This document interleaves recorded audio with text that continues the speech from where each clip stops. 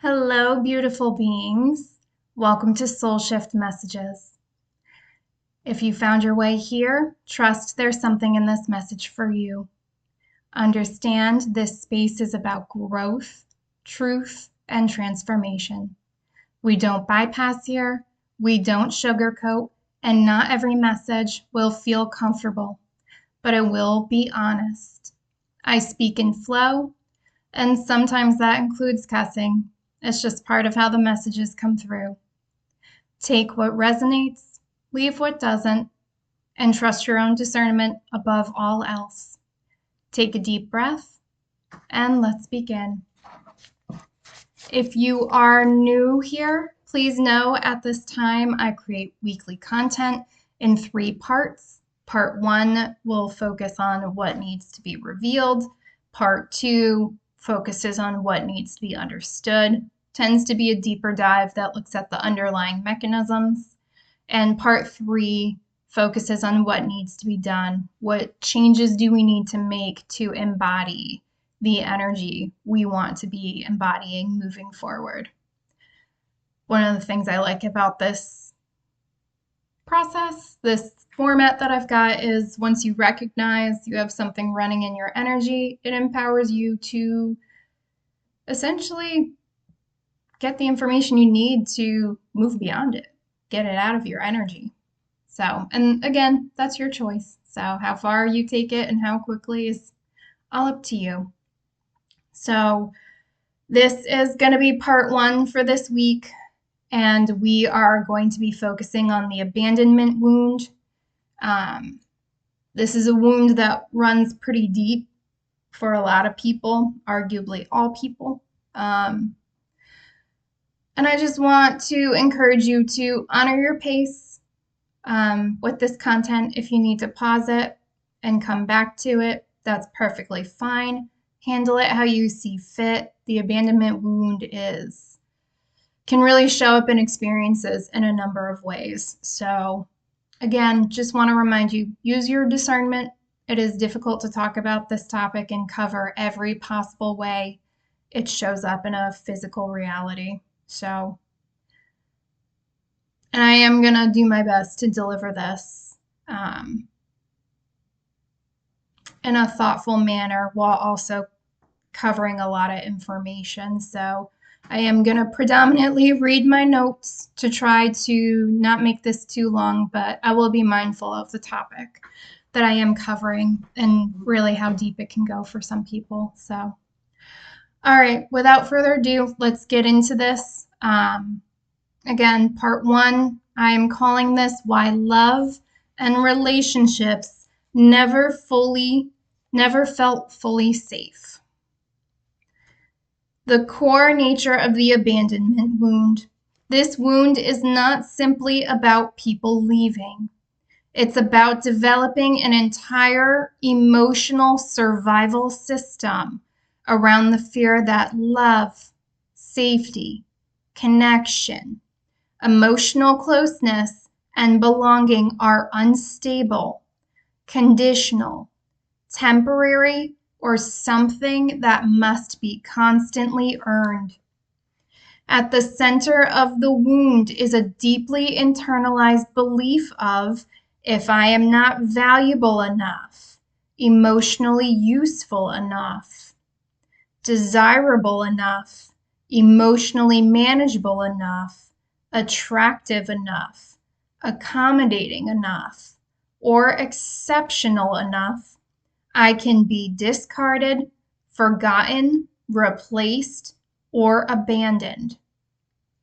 The deeper issue is not only the unconscious belief that people leave, it is that love is unstable, connection must be protected, belonging can disappear, I must earn closeness, and I must remain emotionally acceptable in order to stay loved.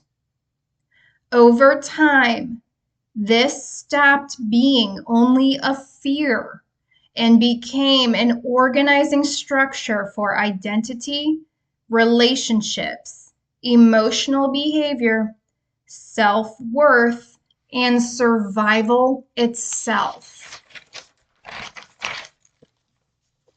The wound appears multi-generational. This does not appear to come from one isolated event. The emotional patterns surrounding this wound feel inherited, reinforced, modeled, or unconsciously passed through generations. The emotional atmosphere suggests unresolved grief within the family system. Emotional suppression being normalized. Survival taking priority over emotional intimacy. Emotional endurance being praised. Emotional vulnerability being minimized. And emotional needs being quietly carried rather than openly processed. There may have been unspoken family rules such as stay strong, keep functioning, handle your feelings privately, don't burden others emotionally, be responsible, don't make things harder, push through, or control yourself. This suggests caregivers themselves may have experienced emotional abandonment, emotional loneliness, emotional neglect, or unresolved grief that they never fully processed. Part of this healing involves recognizing this pain did not begin entirely with me. You may have inherited emotional survival strategies long before you consciously understood them. I am hearing this is not your fault, and this is not to shame you, and this is not to blame yourself. They're also encouraging you to not blame others. They want you to stay focused. They're saying don't suppress your anger or your grief, because that's not what we're about over here. But they also want you to recognize, now that you're aware of it, and for some of you, I'm hearing now that you have words for it, or by the end of this, you will have words for it.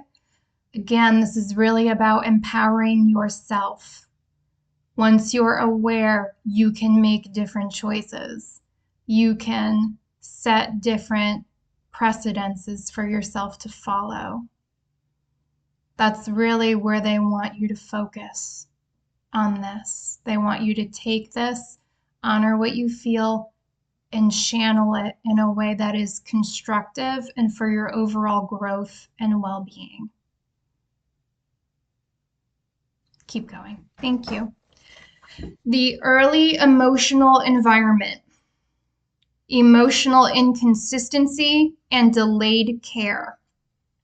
The emotional atmosphere surrounding childhood appears to have involved inconsistent emotional attunement, delayed comfort, emotional unpredictability, emotional absence, emotional inconsistency, or caregivers who were physically present but emotionally unavailable.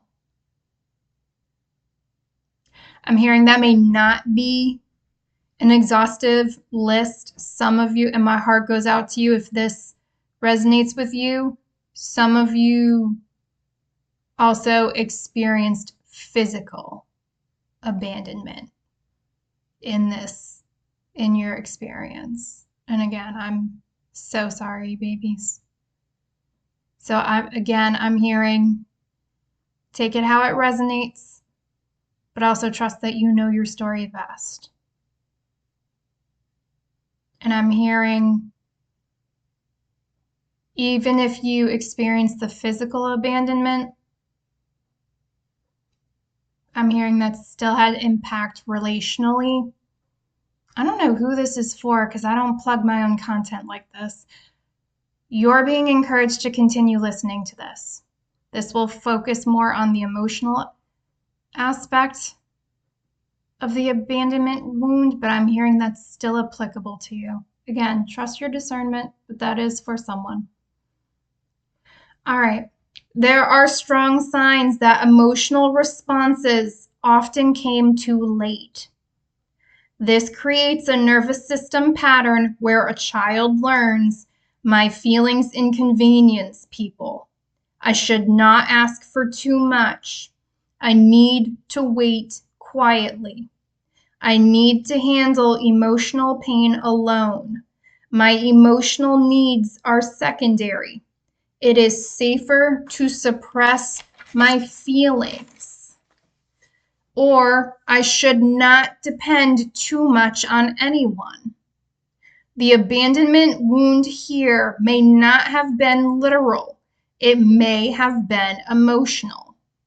The wound is less, nobody cared, and more, my emotional world did not feel fully held, emotionally prioritized, emotionally safe, consistently understood, or deeply recognized.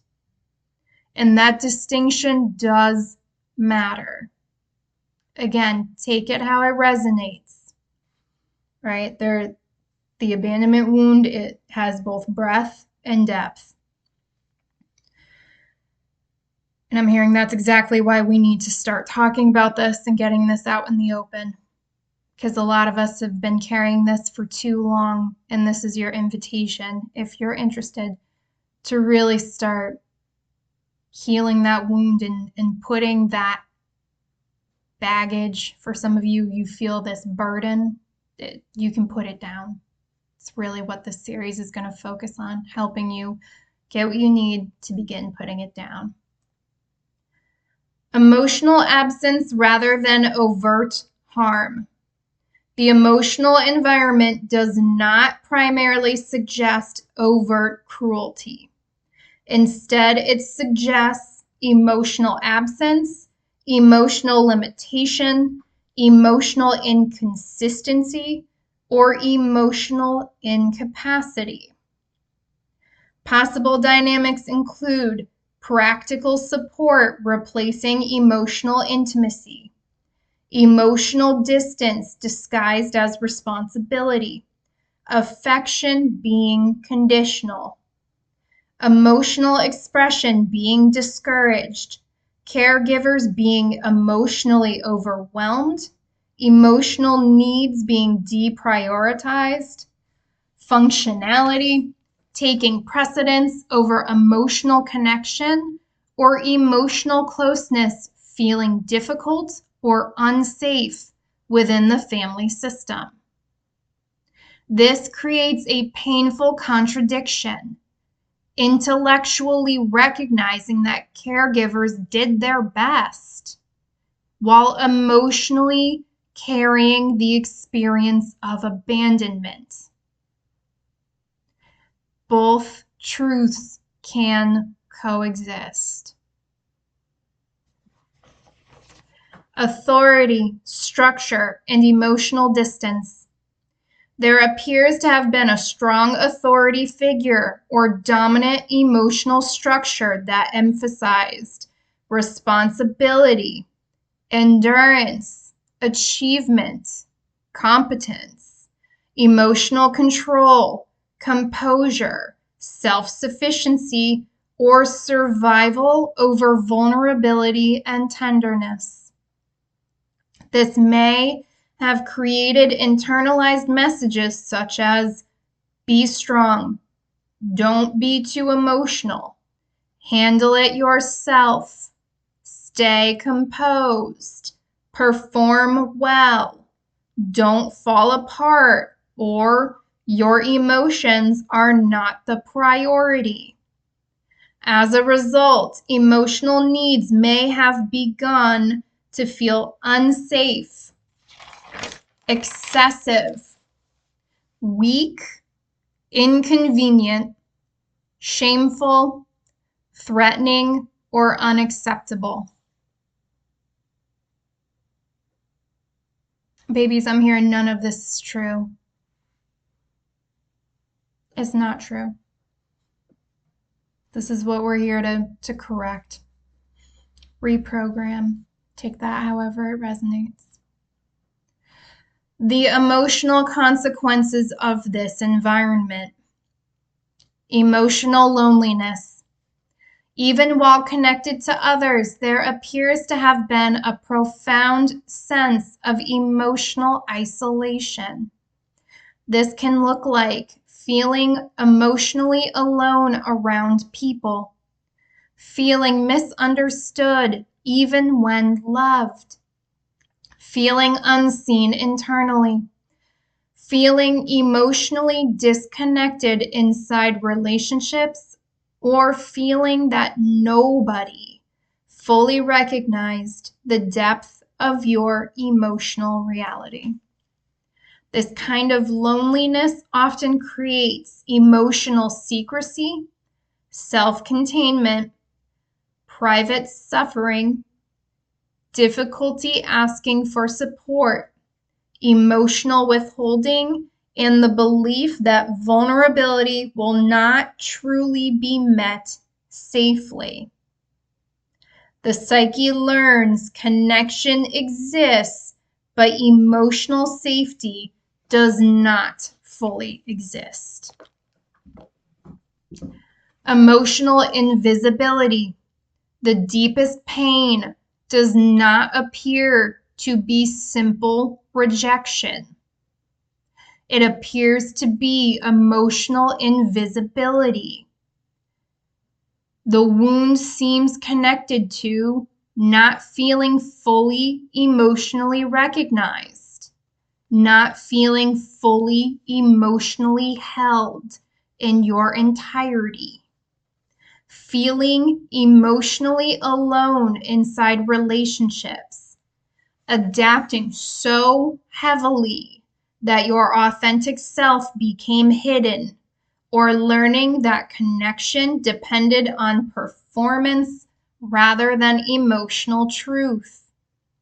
This creates the painful experience of being loved for what you provide rather than being loved for who you truly are.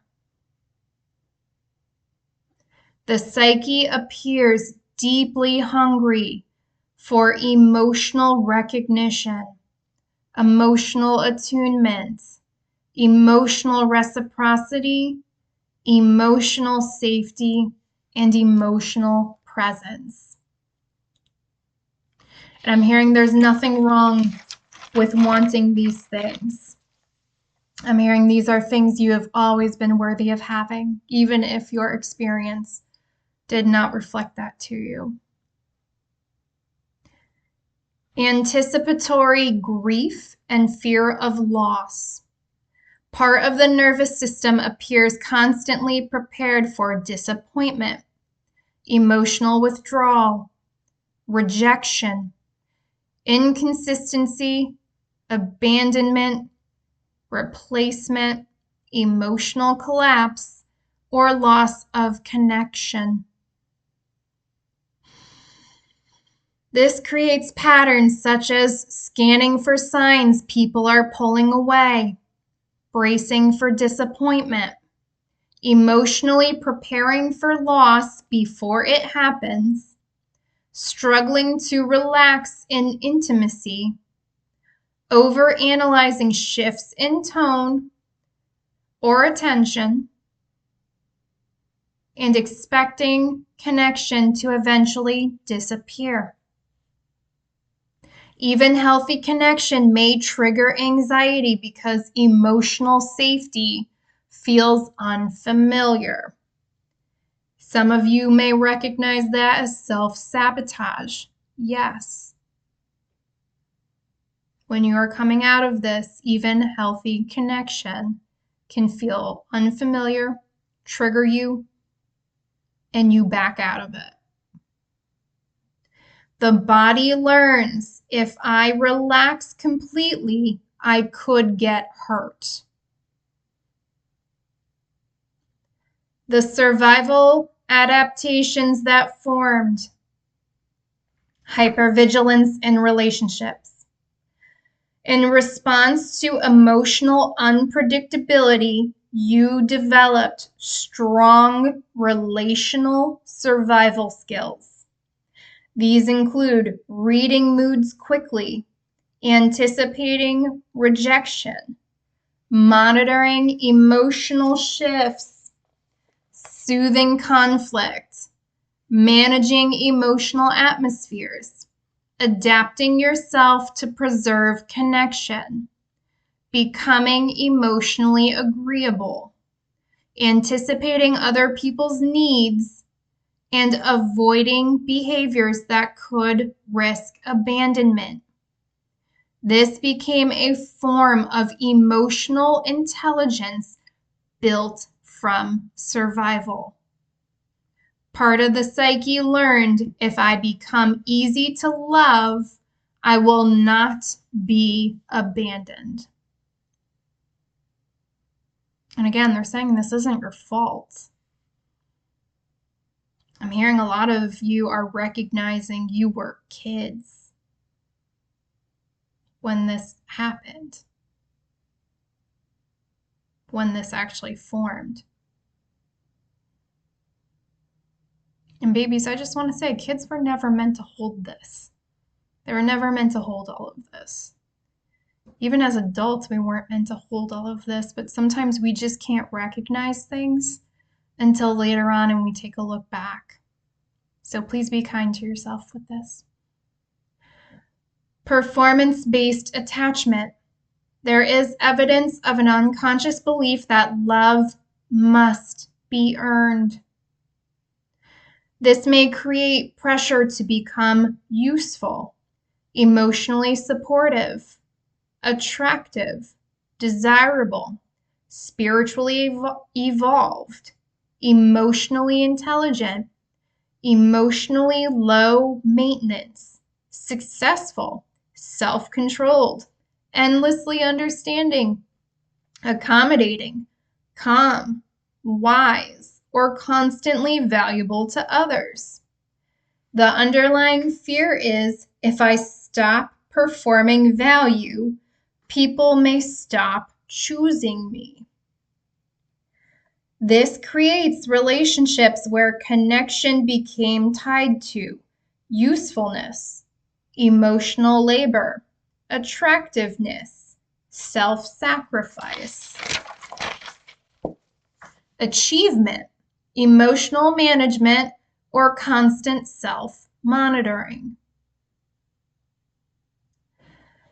Love became associated with emotional labor. There is a strong indication that attachment became linked with emotional work.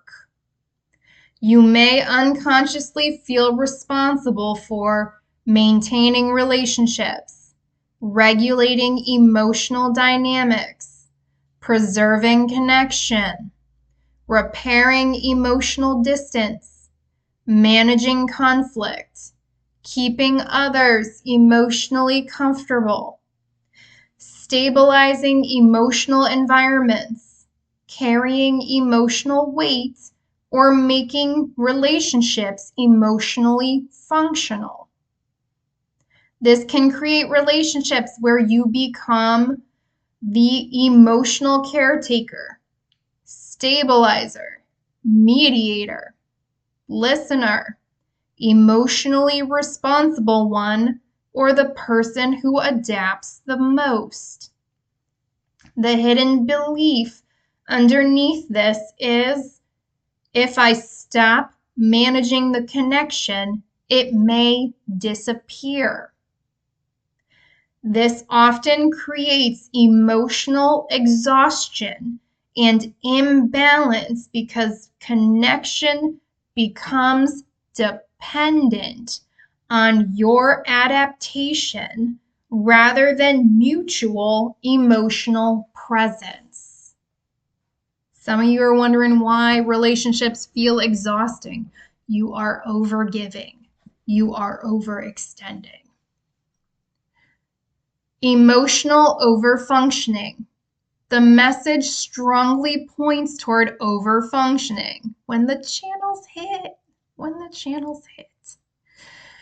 This can look like carrying emotional weight for others, staying composed during chaos, compensating for emotionally unavailable people, being more emotionally self-aware than the people around you, doing excessive emotional processing, anticipating emotional problems before they happen, or unconsciously becoming responsible for the emotional stability of relationships.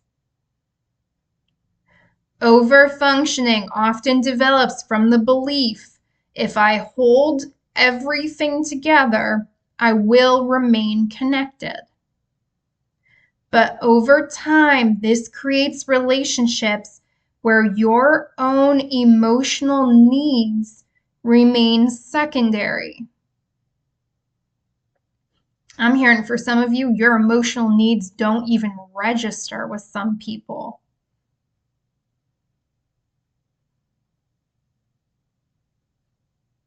That hit hard. My heart goes out to you if that resonated.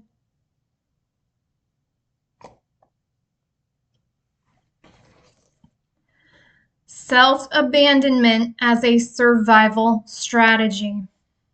One of the deepest insights is that the abandonment wound eventually became internalized. In order to preserve attachment, parts of yourself were suppressed, hidden, minimized, controlled, or exiled.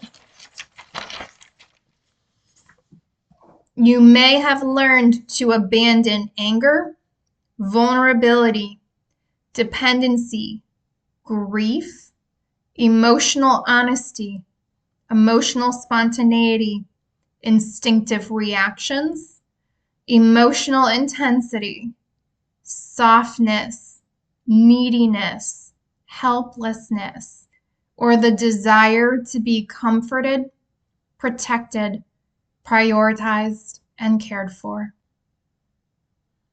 This created an internal split where attachment to others became more important than attachment to yourself. The central question becomes, what parts of myself did I abandon in order to survive abandonment? And again, I'm hearing this isn't your fault. And I'm also hearing if you feel like you actually lost parts of yourself and you're concerned you won't get them back, I'm hearing they have not left. They have not left. They're with you. I'm hearing they are buried. They are absolutely buried. But you cannot lose that part of yourself. Especially if it's part of who you authentically are, babies. But this journey has taught me that with time, as you clear the things that are not authentically you, it makes room for those things to come back. So you didn't lose yourself. You didn't lose those parts of yourself. They are waiting, and I'm hearing rooting for you to make space for them. The wound became an identity structure. At some point, adaptation stopped being something you did and became something you were. The psyche appears to have organized itself around questions like, how do I remain wanted? How do I avoid emotional withdrawal? How do I avoid becoming a burden? How do I stay emotionally acceptable? How do I remain emotionally safe inside unstable connection? How do I make myself indispensable? How do I prevent rejection? This means many traits that may appear natural could partially, they want me to emphasize, partially be survival responses, including hyper self-awareness, emotional intelligence, deep empathy, emotional restraint, over-explaining, people reading, staying composed, accommodating others, anticipating needs, intellectualizing feelings, emotional self-control, or becoming easy to love. The question that needs to be asked is, who am I underneath the survival structure? Not as criticism, though. This is not a criticism question. This is liberation. And I'm hearing you are more than capable of setting yourself free from this. The split between the acceptable and the hidden self. The acceptable self. One part of you became highly adaptive and socially acceptable. This self appears composed, emotionally intelligent, mature, capable, relational, thoughtful, helpful, self-aware, spiritually aware, emotionally controlled, resilient, calm, emotionally manageable, dependable, and emotionally self-sufficient. You may unconsciously identify with being the strong one, the understanding one, the resilient one, the calm one, the emotionally responsible one, or the emotionally self-sufficient one. This became the version of yourself designed to preserve attachment and reduce rejection risk. The hidden self. Another part of you became hidden and suppressed. This self contains rage, grief, terror, emotional hunger, resentment, loneliness, helplessness, dependency needs, fear of rejection, fear of replacement, fear of emotional invisibility, fear of abandonment, and deep longing for unconditional love. These emotions were likely treated internally as dangerous, excessive, shameful, weak, overwhelming, or threatening to attachment. Instead of openly expressing, I need you, I'm angry, I'm hurt, I'm scared, I don't want to be alone, or I need reassurance. The psyche learned to suppress, intellectualize, redirect, minimize, or hide these feelings. But the hidden self did not disappear. It remained buried beneath adaptation and emotional management. It's still there, babies. It's still there.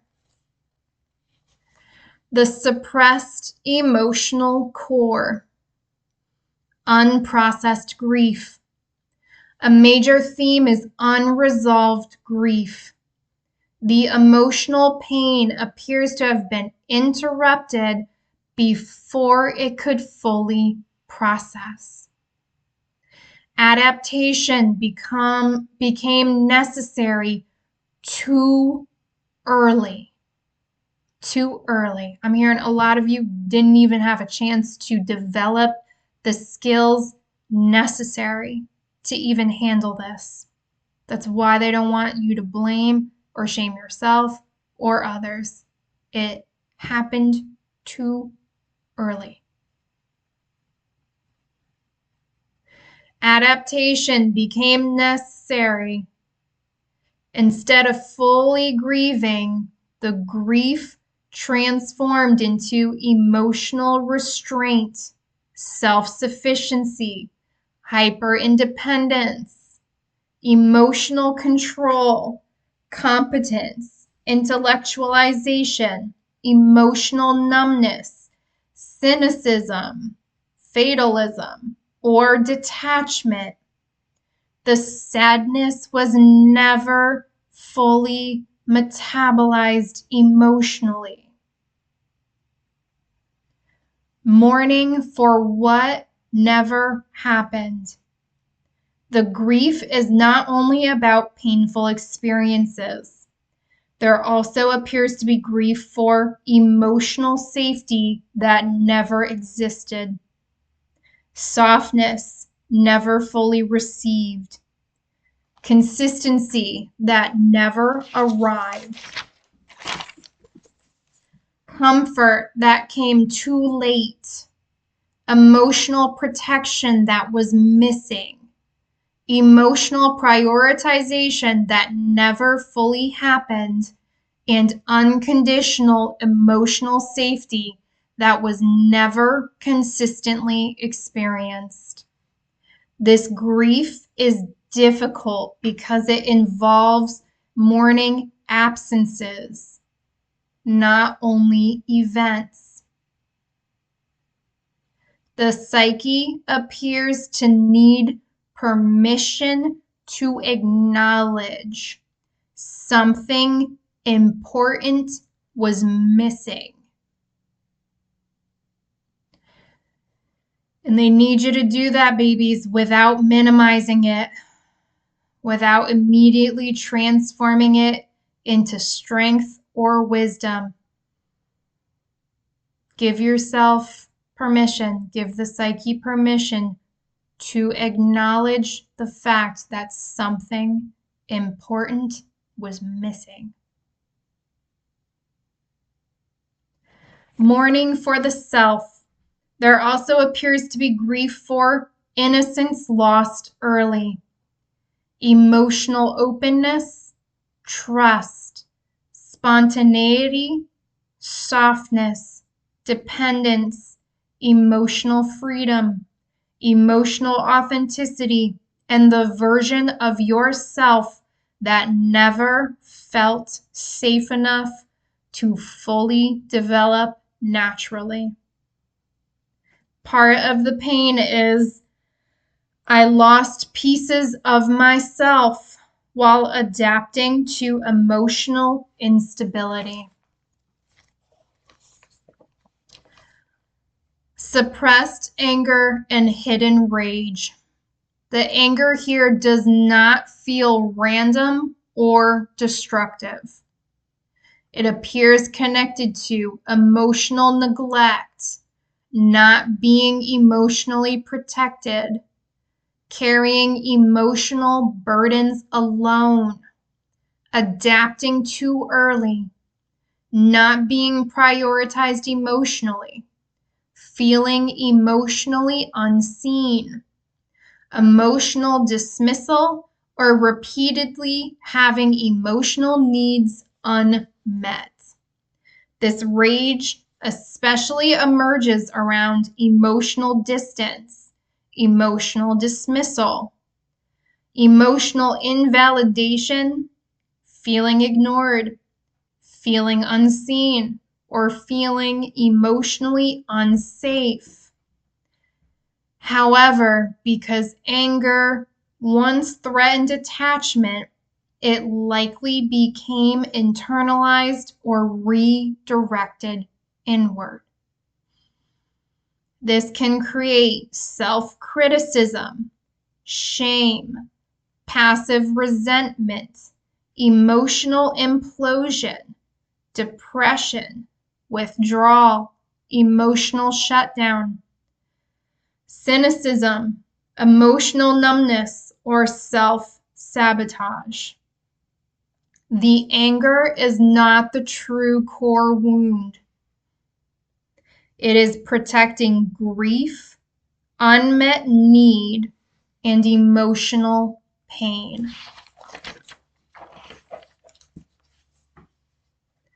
The core beliefs created by the wound. Several foundational beliefs appear to have formed.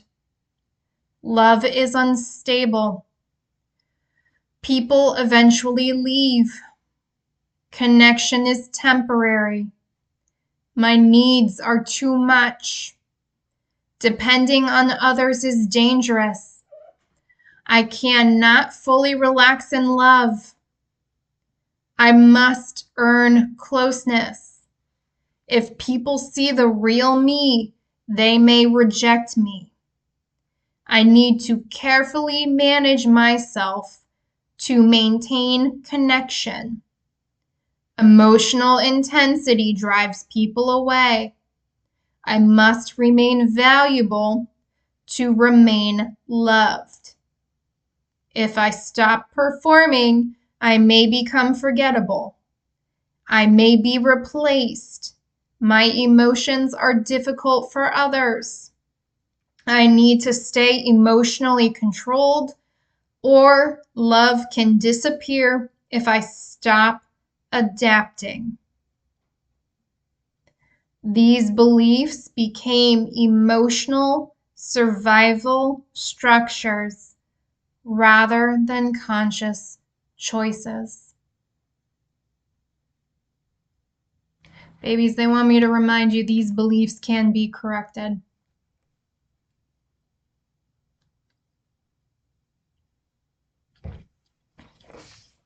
Relationship patterns created by the wound. Attraction to emotional unavailability.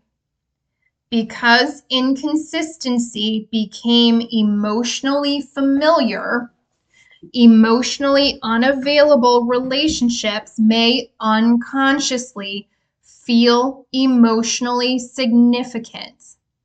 This can create attraction toward avoidant people, inconsistent affection, emotionally distant dynamics, relationships where love feels difficult to secure, emotionally complicated people, or situations where reassurance constantly feels out of reach. The nervous system may confuse unpredictability with emotional depth because unpredictability was connected to attachment early in life. Say it again. The nervous system may confuse unpredictability with emotional depth because unpredictability was connected to attachment early in life. Fear of dependency. There is a powerful internal contradiction. Deeply craving closeness while simultaneously fearing dependency. Part of the psyche associates dependency with danger because dependency and depending on others once led to disappointment, inconsistency, emotional pain, or unmet need. This creates internal push-pull dynamics. Wanting intimacy, reassurance, and emotional closeness while also minimizing needs, resisting vulnerability, emotionally withdrawing, fearing loss of control, or becoming emotionally guarded. Fear of being fully seen. Part of the psyche appears to ask, would someone still stay if I stopped curating myself for attachment? This creates pressure to remain attractive, composed, emotionally useful, emotionally controlled, desirable, self-aware, accommodating, emotionally low maintenance, or endlessly understanding. The deeper fear is if people see the full depth of my emotions, they may leave. There is a particularly strong fear of being too emotional, too needy, too intense, too much, or emotionally overwhelming. And they had me use the air quotes because you're not. You're not too much of anything. And babies, I am hearing if somebody ever told you they were too much, it's just because you were demonstrating a capacity and a depth they are not capable of understanding, comprehending, or embodying themselves. I'm hearing if anyone ever tells you you are too much at anything, that's a sign of incompatibility, misalignment, and someone not being in coherence with you. And I am straight up hearing, release them with love and wish them the best on their journey. That's how they want you to treat that moving forward. This often leads to minimizing needs, apologizing for emotions, carefully controlling vulnerability, emotional withholding, revealing emotional truth in measured amounts, or emotionally retreating before disappointment occurs. Fear of replacement and emotional disposability. The emotional system appears highly sensitive to shifts in attention, emotional distance, comparison, inconsistency, changing priorities, or perceived loss of importance. This creates fears such as someone better will replace me. If I stop being valuable, I become forgettable. Love is unstable because attention is unstable, or I must remain emotionally useful to remain emotionally important. This may create comparison with others, overperformance, fear of becoming irrelevant, anxiety around emotional competition, or fear of emotional disposability. Difficulty receiving love. The wound appears connected not only to giving love, but also receiving it.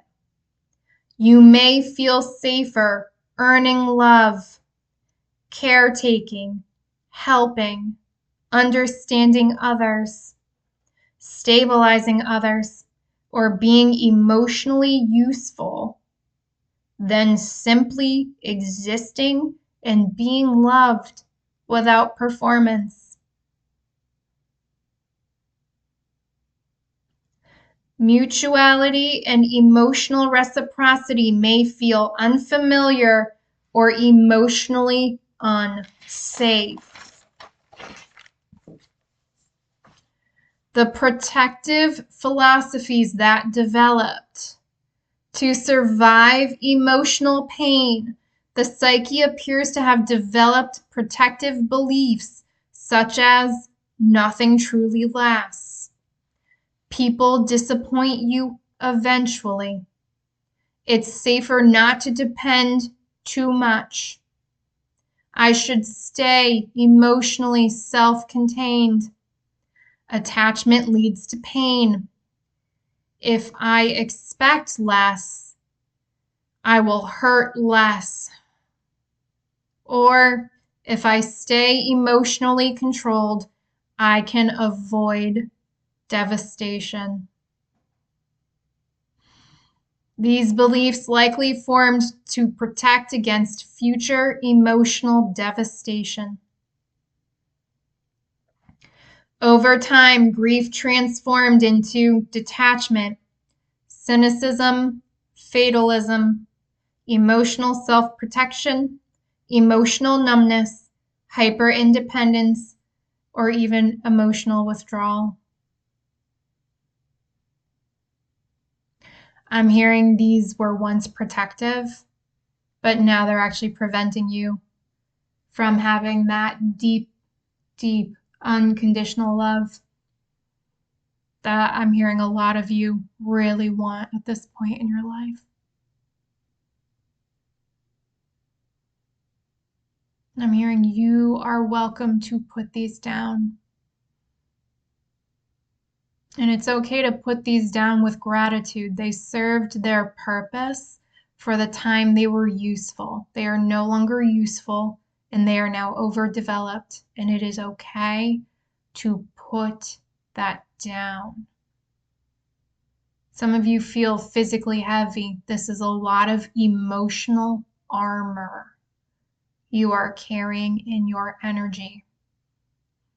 And while you cannot physically see it, I can tell you how heavy that shit is as someone who has put it down and is continuing to put it down. You'd be surprised how much lighter some of you may feel as you keep working through this. Exhaustion beneath the adaptation. A major hidden layer is exhaustion. The emotional system appears deeply tired from constantly monitoring connection, anticipating loss, suppressing emotional truth, over-functioning, earning safety, carrying emotional weight, staying emotionally acceptable, managing emotional environments, and surviving relationships rather than resting inside them. Someone needs me to say that last bit again. Surviving relationships rather than resting inside them.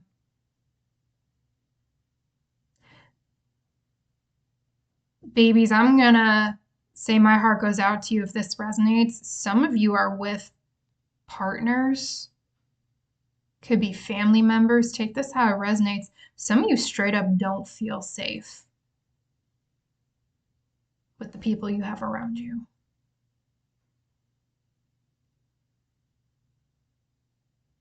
I'm hearing that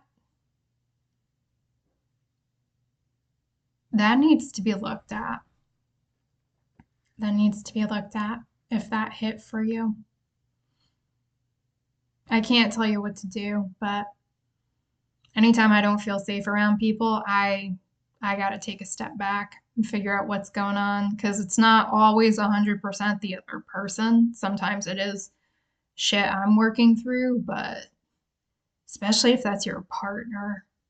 If your partner does not make you feel safe, does not feel like you can rest inside a relationship, I would boot your ass so fucking far. You'll hit the next galaxy by the time I'm done with you. Woo. All right, let's keep it moving.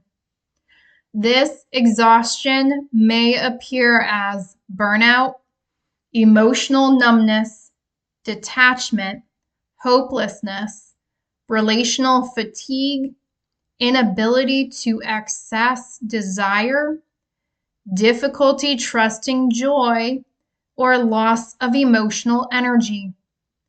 Part of the psyche appears to be saying, I do not want to perform safety anymore. I want to rest, and I want connection that does not require self-erasure.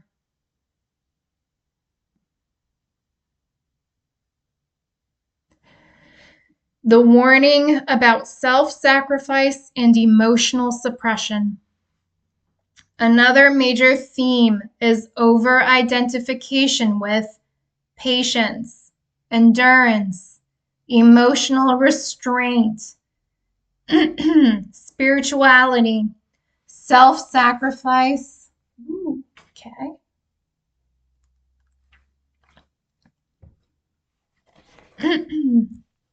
Emotional understanding or being the good one. There may be a hidden belief: if I am loving enough, calm enough, forgiving enough, selfless enough,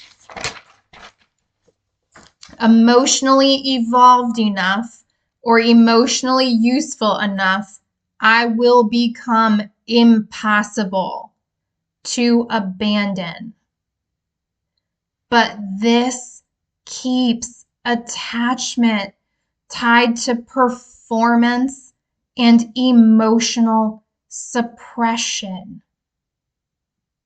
That is still not authentically who you are. Tell it now. Okay. Earlier, I was reminded of a video I saw of Bashar. People have mixed feelings about him. When videos pop up, I take what he talks about. If it's useful, I leave it if it's not. And one of the things he brought up in a video that I saw, and I don't actually get too many videos of him popping up anymore, was he basically said, there are people in the world who are functioning at the frequency they are supposed to be at, and they are looking for you. They're actively trying to find you in your experience. But if you are not being your authentic self, you cannot be vibrating in the frequency and acting in the frequency you need to be to meet these people, to actually have your paths cross in this experience. If you are not being your authentic self. So not only are you depriving yourself of the experience and the joy of being who you authentically are, you are, again, and it's not about other people, but he was like, if you think about it, you're also depriving them of the experience and the joy of being able to meet you in your authentic self. Some of you want better connections. You want more than what you have. And at some point, the question has to be, babies, I don't know why I want to say my loves. That might be significant for someone. My loves, what are you willing to put down to become that version of you that you need to be, to call in these people? Some of you may recognize this as soul family, soul tribe, soul kin. I'm just hearing sometimes you have to put down the good, I heard, or less than good, to make room for the great. It's just up to you to do that. All right? But think about that. I'm hearing some of you have beautiful people who are waiting to meet you, and they're excited. And I'm hearing some of them are really tapped in. I'm hearing they're rooting for you. For some of you, I'm hearing they pray for you. But yeah, you have to decide what you're willing to do to make that happen. Because if you can't meet their frequency, at some point, things need to be shifted around and reorganized. And that's not to scare you, it's just to let you know. I'm hearing knowledge is power. Use that how you see fit. All right. This message warns against confusing suffering with virtue, emotional suppression with maturity, self-erasure with love, and over-functioning with emotional strength. What actually needs to be revealed? The central revelation is not simply who abandoned me. It is what parts of myself did I exile in order to survive abandonment. The deepest healing requires recognizing that anger, grief, dependency, longing, fear, vulnerability, emotional hunger, emotional intensity, need, and softness are not signs of weakness or brokenness. They are abandoned emotional truths that were never fully allowed expression. The hidden emotional self is not the enemy. It is the part still carrying unmet needs, grief, emotional truth, and the desire for real connection. The healing path, healing through integration, not perfection. Healing is not about becoming perfectly detached, transcending emotional need, becoming less emotional, suppressing vulnerability, or achieving flawless emotional control. The healing path is integration. This means allowing yourself to need people, allowing emotional honesty, allowing vulnerability, allowing anger without shame, allowing grief without suppression, allowing emotional dependency without self-condemnation, allowing authentic emotional expression, allowing yourself to exist emotionally without negotiation, and allowing yourself to be fully human without performing worthiness. Healing requires ending the internal war against your own humanity. Rebuilding internal safety. This message strongly suggests the need to become the stable, emotional presence you may not have consistently received. Woo, I butchered that. This message strongly suggests the need to become the stable, emotional presence you may not have consistently received. This includes emotional reliability toward yourself, validating your own feelings, self-protection without emotional shutdown, internal trust, emotional self-compassion, emotional permission, and no longer abandoning yourself to maintain attachment. This is emotional reparenting. Healing through safe connection. Healing does not appear to happen entirely alone.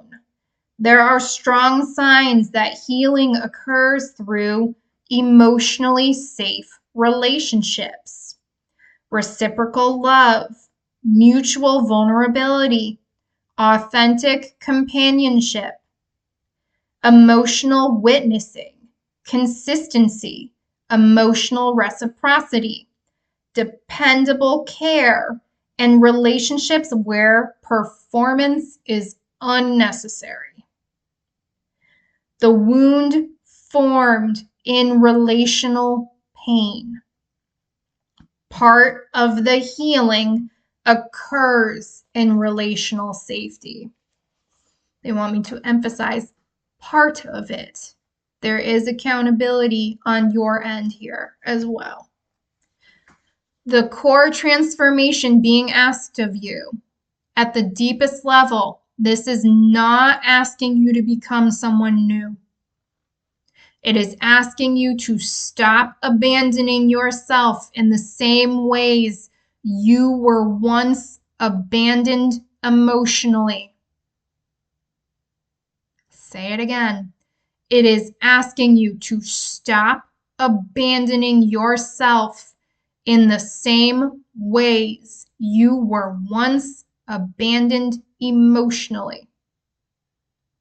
That means no longer suppressing emotional truth to preserve attachment, earning love through overfunctioning, treating your needs as dangerous, identifying emotional self-erasure as maturity, confusing emotional deprivation with love, performing emotional worthiness, and no longer negotiating pieces of yourself in order to be acceptable.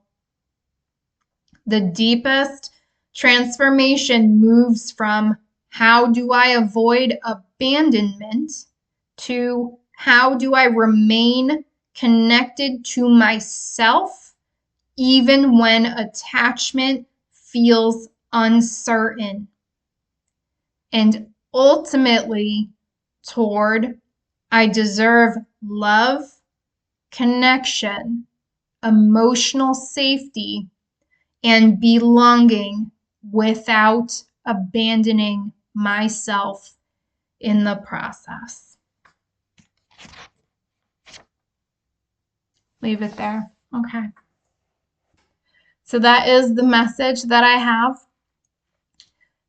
I will be back later this week with parts 2 and part 3. And really take care of yourselves, beautiful beings. Be really gentle with yourself. All right? I know that was a lot. I think someone needed to hear that. It was a lot. Even being the one who delivered it, it was a lot. So take care of yourself, get rest, hydrate, eat good food. I don't know why I'm here and play with your dog. If you have a dog, tell your dog I said hi. I love the fur babies. If you don't have a dog, you can tell your pet I said hi if you have one too. All right, until next time, bye.